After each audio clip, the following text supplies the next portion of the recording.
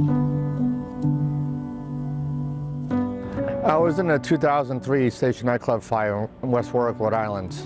I was, like many people, assumed a venue like that would just be sprinklered, where you're having hundreds of people, and I assumed wrong. And that night I lost my fiance and 2 other friends. I was burned close to 20% of my body, and basically 100 people that night paid the ultimate price and died because there were no sprinklers in it.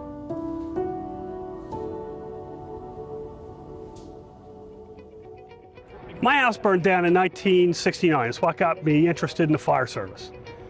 And back in the late 60s, the early 70s, flashover was taking 20 minutes to half an hour to occur.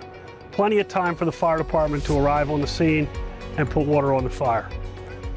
Due to the fact that a lot of our furnishings are now made of synthetics, flashover is occurring in under 4 minutes in some cases. And what we're going to do is compare a non-sprinkled compartment and look at that time with a sprinkled compartment and look at that time and see what the difference is.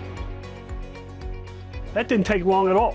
The legislation that I have introduced will be able to look at all buildings in the city of Philadelphia 75 feet or higher, residential buildings that would be able to now have to be retrofitted to have sprinkler systems in them.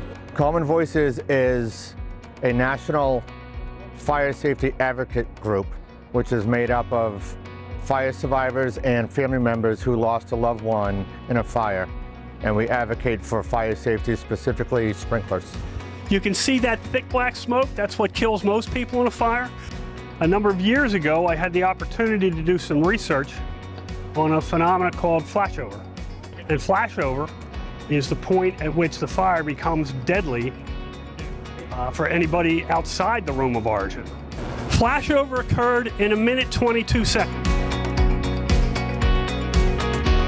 Fire department will do a hell of a job. They'll put that fire out in nothing flat. But they have to get there before flashover if they're going to save lives. What the sprinkler system does is prevent flashover.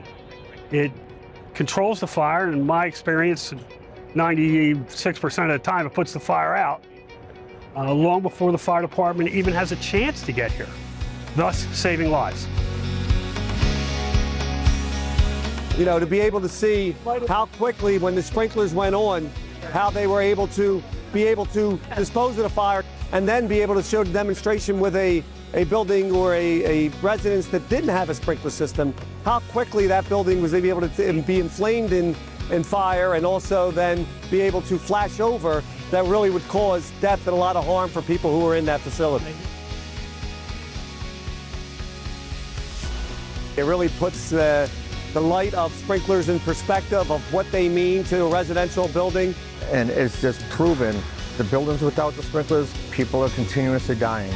The buildings with the sprinklers, people are surviving.